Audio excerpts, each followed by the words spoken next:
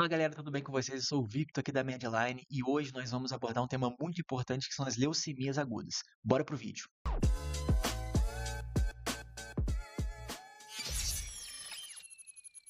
Então vamos lá, pessoal, começar sobre o tema de leucemias agudas. E antes de começar propriamente a aula, eu quero falar que esse slide ele está na descrição do vídeo. Então, se você quiser baixar o slide e acompanhar com o seu tablet aí e fazer as anotações acima do slide, pode fazer, beleza? Então vamos começar dentro das leucemias agudas, a gente vai começar falando da leucemia mieloide aguda, que é a LMA. As leucemias, né? Dentro das leucemias, a que mais acomete as pessoas adulto, idoso, é a leucemia mieloide aguda. Então ela tem uma alta prevalência em pacientes mais velhos. Beleza? 90% das leucemias em adultos é a leucemia mieloide aguda. E o fator de risco justamente é a idade, porque a sua incidência ela aumenta com o passar da idade, principalmente acima dos 60 anos. Conforme for passando a idade, a pessoa ela tem mais incidência e mais risco de desenvolver a LMA. Uma outra coisa, um outro fator de risco para desenvolver a leucemia mieloide aguda é a quimioterapia e a radioterapia. Por quê, Vitor? A quimioterapia, ela vai atacar as células cancerígenas, mas ela também ataca as células saudáveis do nosso corpo. E ela pode atingir as células da medula óssea, causando então as síndromes mielodisplásicas que podem desenvolver por uma leucemia mieloide aguda. Principalmente as quimioterapias do câncer de mama e do câncer de testículo estão altamente relacionadas ao aparecimento das leucemias mieloide aguda. A radioterapia também pode causar a LMA, principalmente a radioterapia do pulmão e do câncer de mama, porque a radiação pode acabar pegando células da medula óssea, que vai gerar uma quebra cromossômica, podendo então ocasionar a leucemia mieloide aguda. Dentro das causas da LMA, 80% das leucemias mieloide aguda não tem uma causa identificável. A gente não sabe por que o paciente desenvolveu aquela leucemia. Agora, 20% da leucemia mieloide aguda a gente chama, tem uma causa identificável, que a gente chama de leucemia mieloide aguda relacionada terapêutica, LMAT, que são as leucemias mieloide aguda ocasionada pelo tratamento da quimioterapia, da radioterapia. Então, se tem uma LMA que foi causada pela quimioterapia, ela é uma LMAT, leucemia mieloide aguda relacionada terapêutica. Dentro dos sinais e sintomas da leucemia mieloide aguda, nós temos a febre, beleza? Por conta da neutropenia que vai ter na leucemia, o paciente ele vai desenvolver febre, e sempre que nós tivermos, né, nós tivermos lá no hemograma uma leucemia e uma febre relacionada a essa leucemia, nós temos que pensar em infecção e tratar como se fosse uma infecção, como se fosse, por exemplo, uma neutropenia febril, entrar com cefepime. Depois eu vou abordar mais esse tema futuramente em umas próximas aulas. Só que paciente com leucemia e febre, tratar como se fosse infecção. O paciente ele vai estar pálido, porque dentro do hemograma da leucemia mieloide aguda, o paciente ele vai estar anêmico, ele vai ter plaquetopenia, então ele vai estar com palidez, astenia, porque ele está anêmico. Ele vai ter sangramento, porque ele tem plaquetopenia. A esplenomegalia, neste quadro de LMA, não é tão comum. A gente vai ver que a esplenomegalia é mais comum na LLA, que eu já vou abordar logo logo aqui no vídeo. Também tem acometimentos extramedular, como por exemplo os sarcomas granulocíticos, que o paciente fica com esse aspecto aqui na primeira imagem, e hipertrofia gengival também pode acontecer em alguns casos, como nesta imagem aqui. O diagnóstico, para a gente fazer o diagnóstico de leucemia aguda, a gente tem que fazer uma coleta de sangue periférico ou de medula óssea. E aí, o que a gente vai ter que identificar para conseguir afirmar que é uma leucemia aguda? A gente tem que observar uma proliferação de blastos acima de 20%. Então, se eu observar essa proliferação de blastos acima de 20%, eu consigo afirmar que é uma leucemia aguda. Só que eu não consigo afirmar que é uma LMA ou que é uma LLA. Para eu afirmar que é uma LMA ou que é uma LLA, eu preciso da imunofenotipagem. Então, a coleta de sangue periférico, ele me diz se é uma leucemia aguda. O que me diz se vai ser uma leucemia mieloide aguda é a imunofenotipagem. Então, a gente precisa fazer os dois para a gente conseguir determinar se é uma leucemia aguda e qual leucemia aguda é. Então, essa é a importância tão grande também da imunofenotipagem. Também temos a hematoscopia, que a gente vai ver, a gente pode observar dentro da LMA os bastonetes de Auer. Esses bastonetes, eles são patognomônicos da LMA, e a gente consegue observar aqui na imagem esses bastonetes dentro da hematoscopia. Tudo bem? Dentro da leucemia mieloide aguda, ela tem vários subtipos. E esses vários subtipos, eles ficam na classificação de FAB. E um subtipo muito importante aqui é o subtipo M3, muito relacionado ao cromossomo 15 e 17. Esse subtipo de leucemia mieloide aguda M3, a gente dá o nome de leucemia mieloide aguda promielocítica, que a gente vai abordar agora. Então, a leucemia promielocítica aguda, que é a LPA, ela é um subtipo da leucemia mieloide aguda M3, beleza? E ela está muito relacionada à translocação dos cromossomos 15 e 17. E aqui é um bagulho muito interessante, porque eu disse para vocês que a leucemia mieloide aguda é a leucemia que está muito relacionada a pacientes mais velhos, a pacientes idosos. Só que esse subtipo da leucemia mieloide aguda, que é a leucemia promielocítica aguda, ela é mais comum em pacientes adultos barra jovens. É mais comum, principalmente, é mais tipicamente encontrado em mulheres negras, só que não mulheres idosas, em mulheres mais jovens. Então, não é comum em idosos a LPA, beleza? Representa cerca de 5 a 20% dos casos da LMA e ela tem um melhor prognóstico. Isso porque a LPA, o tratamento dela já é muito definido. O tratamento dela é muito eficaz. Só que você tem que tratar de forma correta e de forma rápida, porque a LPA ela é considerada uma emergência médica. E a gente vai entender o porquê que essa emergência médica logo logo. Como que a gente vai fazer o diagnóstico da LPA? A gente precisa identificar pela citogenética a translocação do cromossomo 15 e 17, ou a gente vai pedir uma biologia molecular identificando o PLM rara. Fazendo essa identificação, a gente consegue determinar que é uma LPA. E por que então, Vitor, que é uma emergência médica? Para a gente entender isso, primeiro eu quero explicar para você a cascata de coagulação. Na cascata de coagulação, a gente tem a via intrínseca, a via extrínseca e a via comum, que começa no fator 10. A via extrínseca, ela tem o fator 7. Quem ativa o fator 7? É o fator tecidual. O fator tecidual, galera, ele é liberado, ele é secretado pelo endotélio lesado. Então, se eu lesei o meu vaso sanguíneo, o endotélio que foi lesado, ele vai liberar esse fator tecidual. O fator tecidual vai ativar a via extrínseca, porque ele vai ativar o fator 7. E o fator 7, ele é responsável também por ativar o fator 12, que é o fator da via intrínseca.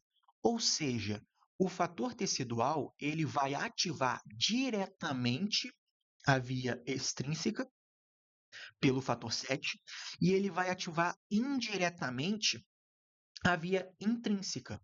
Porque ao ativar o fator 7 ativa o fator 12, que é responsável pela via intrínseca. Então, olha o problema. Por que você está explicando isso, Vitor? Porque na leucemia promielocítica aguda, na LPA, ela vai ter altas quantidades de promielócito. E o promielócito, ele é responsável também por secretar fator tecidual. Então, além do endotélio lesado, o promielócito, ele também secreta fator tecidual. E se na leucemia promielocítica aguda, o promielócito está em altas quantidades, o que vai acontecer? Ele vai secretar muito fator tecidual. Então, o fator tecidual no nosso corpo vai estar em alta quantidade. Esse fator tecidual, ele vai ativar o fator 7, que o fator 7 vai ativar o fator 12, e aí tanto a via extrínseca quanto a via intrínseca vão estar ativadas, porque eu tenho altas quantidades de fator tecidual a custas de altas quantidades de promielócito. Ou seja, se eu ativo o fator da via intrínseca e da via extrínseca, a via comum vai ser ativada também e eu vou formar muito trombo. Então, o paciente ele vai estar formando muito trombo. Ah, Vitor, mas você acabou de falar que o paciente ele vai ter plaquetopenia. Mesmo com plaquetopenia no hemograma, o paciente vai formar trombo? Vai, porque o fator tecidual ele está muito forte e esse paciente ele vai trombosar. Tudo bem? Só que a gente sabe que o corpo ele sempre tenta entrar em um equilíbrio entre formar trombo e destruir o trombo. Então, o corpo identifica que a formação do trombo ela está alta. Então, o que, que o corpo vai fazer? O que, que o nosso corpo vai fazer? Ele vai começar, a partir do plasminogênio, ele vai começar a ativar mais a plasmina. Gente, a plasmina ela é responsável por degradar o trombo, beleza? E aí, quando a plasmina degrada o trombo, ela vai formar o produto de degradação da fibrina, que é o PDF, e vai formar o dedímero. Então, pensa comigo. Vamos construir esse raciocínio. O promielócito está alto. Fator tecidual, então, vai aumentar. Fator tecidual vai ativar a cascata de coagulação. Se eu ativo a cascata de coagulação, eu vou formar mais coágulo. Se eu formo mais coágulo, o meu corpo, para tentar destruir esse coágulo, ele forma mais plasmina. Para ele formar mais, ele forma plasmina por meio do plasminogênio, para degradar esse coágulo. Quando ele degrada esse coágulo, eu vou ter um aumento do dedímero. Então, o paciente que tem leucemia promielocítica aguda, o dedímero vai estar alto, a cascata de coagulação vai estar ativada, vai estar muito ativada, porque eu tenho muito fator tecidual. O paciente ele vai ter plaquetopenia e o paciente ele vai estar em um estado de hiperfibrinólise. Por que, que o paciente ele vai estar em um estado de hiperfibrinólise? Porque ele vai estar destruindo muita fibrina, vai estar destruindo muito coágulo, porque a plasmina está alta. Então, se a plasmina está alta, o paciente está num estado de hiperfibrinólise para destruir aquele trombo, que também está em alta quantidade. Isso a gente chama de estado de coagulação intravascular disseminada. É esse estado em que o paciente está com a cascata de ativação muito ativada, plaquetopenia e está com hiperfibrinólise porque ele está com alta quantidade de plasmina também para tentar destruir a alta quantidade de trombo que está formando. Isso é o estado de coagulação intravascular disseminada que acontece na leucemia promielocítica aguda. E aí vamos lá, concorda comigo que tanto a via intrínseca quanto a via extrínseca, ela tem um tempo para acontecer, né? Ela tem o tempo de protrombina, que é o TP, e também tem o tempo de tromboplastina parcial ativada, que é o TTPA. Esses dois tempos, eles determinam o tempo da via intrínseca e da via extrínseca. O que, que vai acontecer? Esse tempo ele vai começar a alargar. Isso porque, pensa comigo, concorda que a cascata de coagulação está muito ativada. Mas para ela acontecer, ela precisa dos fatores de coagulação que são produzidos no fígado. Esses fatores de coagulação, se a cascata de coagulação está muito ativada, esses fatores de coagulação eles vão diminuindo, ao ponto de reduzir esses fatores de coagulação. Quando esses fatores de coagulação estão reduzidos, a cascata de coagulação ela vai demorar mais para acontecer, vai demorar mais para formar o trombo, porque eu tenho poucos fatores de coagulação, já que eu gastei tudo. Então, o TP e o TTPA eles vão alargar por conta que os fatores de coagulação vão diminuir. O dedímero ele vai estar muito aumentado. Por quê? Porque a plasmina, que está em alta quantidade, está toda hora destruindo o trombo. Então, o dedímero está cada vez aumentando. E aí, vamos lá. Se o TP e o TTPA, que é o tempo, que é a demora para formar o coágulo, está aumentando, está alargando, isso por conta de uma queda dos fatores de coagulação, então quer dizer que o indivíduo ele está começando a produzir menos coágulo agora, porque os fatores de coagulação já estão ali, ó, gastados já. Só que a plasmina está alta. O paciente está com plaquetopenia. Então, esse paciente com LPA, inicialmente ele forma muito trombo, concorda? Só que com o passar do tempo, conforme a gente está gastando esses fatores de coagulação, o paciente ele vai inverter para hemorragia. Então, o paciente que tem leucemia promielocítica aguda, se a gente não tratar isso de forma rápida, o paciente ele vai evoluir para um estado de hemorragia muito grave, porque os fatores de coagulação uma hora vão cair, só que o paciente está com plaquetopenia e a plasmina está alta. E aí o paciente ele vai morrer por hemorragia. Nós temos que ter muito cuidado, principalmente com hemorragia intracraniana, mas também nós temos hemorragia pulmonar, hemorragia gastrointestinal, mucocutânea. Então, é uma emergência, porque o paciente, se a gente não tratar, ele vai morrer por hemorragia. Tudo bem? Qual é o tratamento então da LPA? Como eu disse para vocês, o tratamento ele é muito bem determinado e ele tem alta taxa de cura, tá bom? A gente vai combinar o tratamento com quimioterapia e com ATRA. O ATRA é o ácido transretinóico. Então, a gente vai associar a quimioterapia com ATRA, que é o tratamento de alta, muito eficaz para leucemia promielocítica aguda. E após a dose do ATRA, o promielócito, que até então estava em alta quantidade, porque ele não deu sequência depois do promielócito, ele vai conseguir agora se diferenciar e aí o acúmulo do promielócito, porque na leucemia promielocítica aguda, o que acontece é que eu tenho um acúmulo do promielócito e esse promielócito ele não consegue se diferenciar nas outras células. Então, por isso que eu tenho alta quantidade de promielócito. Ao aplicar o ATRA, o promielócito ele vai conseguir se diferenciar e esse acúmulo de promielócito vai deixar de existir. E aí a gente consegue tratar a leucemia promielocítica aguda no paciente. Dentro da leucemia mieloide aguda, agora abordando a LMA como um todo, existem alguns critérios para a gente transfundir esse paciente. Por exemplo, para fazer concentrado de hemácia, anemia sintomática, se o paciente tiver anêmico e tiver sintoma de anemia, nós podemos transfundir. Ou se a hemoglobina do paciente estiver abaixo de 6, nós podemos também transfundir hemácia para o paciente. Transfusão de plaqueta. Se o paciente, por exemplo, tiver sangramento e a plaqueta tiver maior que 50.000, nós podemos fazer transfusão de plaqueta. Ou se a plaqueta tiver menor que 20.000, o paciente estiver com febre, ou se o paciente estiver só com plaqueta abaixo de 10.000, nós já podemos fazer uma transfusão de concentrado de plaquetas.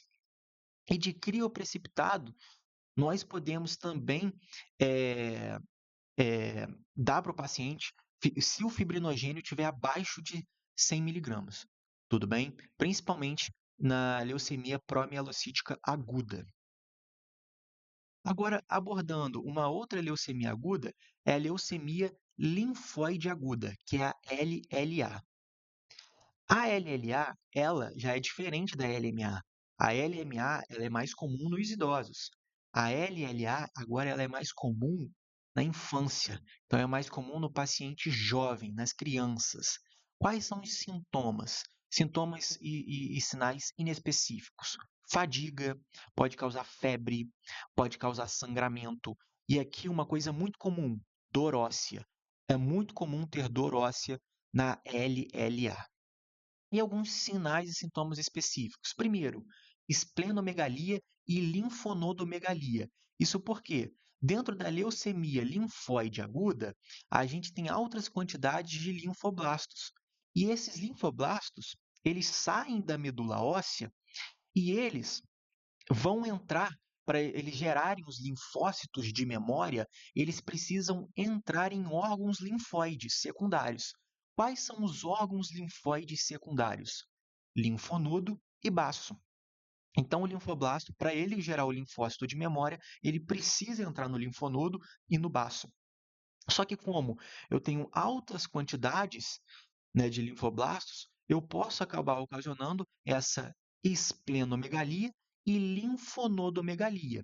Então, a esplenomegalia é muito mais comum na LLA do que na LMA. E outra coisa, um pouco mais específica também da leucemia linfóide aguda, é que ela gosta muito de infiltrar em santuários. E o que que significa infiltração de santuários? O que que é santuários no nosso corpo? Santuários são lugares do corpo que não chegam um tecido imune. Isso é santuário, como por exemplo, o sistema nervoso central ou testículo. A LLA, ela gosta muito de infiltrar em sistema nervoso central.